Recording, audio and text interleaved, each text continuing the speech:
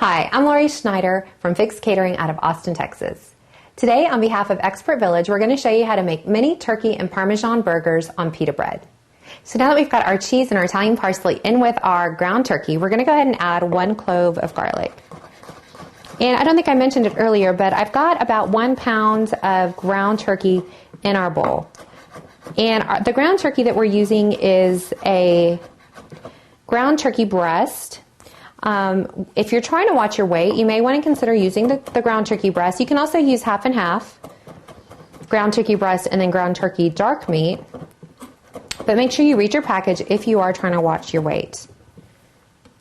All right, I've got that 1 clove of garlic, and I'm going to go ahead and throw it into the bowl with everything else. And then we're going to add our 1 egg. And I'm going to crack the egg into the bowl. And our egg's going to act kind of as a binder, and it's going to kind of help keep everything together as it cooks together. So we've got all of our ingredients in there now. The last thing I need to add is kosher salt. I'm going to do about 2 teaspoons or so. Remember, the Parmigiano Reggiano has salt in it, so you don't want to add too much salt. And I'm going to also add fresh ground black pepper, about a teaspoon or so.